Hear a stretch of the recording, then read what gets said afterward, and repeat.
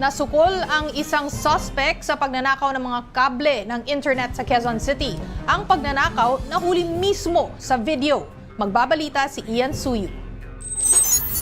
Ano ba itong mga humihila ng wire na ito? Mga legit ba ito na trabahador? Kasi mga hindi na uniform yan. Takang-taka ang netizen na ito habang binivideohan ang lalaking kumukuha sa mga kable ng internet sa Barangay Santo Domingo sa Quezon City noong Huwebes. At ito yung kasama niya. Kala mo talaga mga may hawak-hawak pang hagdan. Yung kasama niya, nakasando pa at may dalang hagdan. Liwanag oh. Wala silang takot kung ito man ay mga kahit sa liwanag ng araw. Maya-maya pa ay tila nilapitan ito ng kasama at saka inayos ang hagdan para umakyat.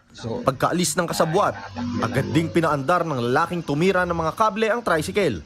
Lulan na nito ang mga kable na kanilang kinulimbat. Sa tulong ng video na ito, agad pinuntahan ng mga otoridad ang lugar. Upon na arrival po ng ating mga patrollers ay nakita po nila yung dalawang lalaki na caught in the act po na namumutol po ng cable wire.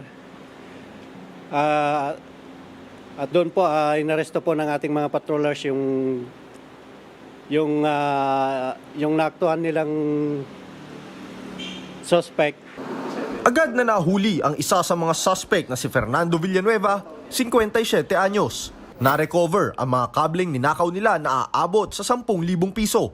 Nakumpiska rin ng lagari at tricycle na ginamit sa pagnanakaw. Bali, pinuputol po nila yung cable wire gamit ang lagari at cutter po. Ang ginagawa po nila is sinusunog po yung cable wire, then binibinta po sa mga kalapit na mga junk shop. Todo tanggi si Villanueva sa krimen. Hindi totoo yan. Ang totoo niyan ay pinakabit lang ako ng kuryente doon.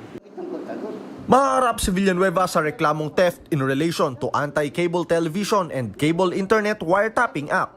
Sa sino mang makapagtuturo sa kasabwat, agad lamang ipagbigay alam sa pinakamalapit na himpilan ng mga pulis. Para sa 1PH, Ian Suyu.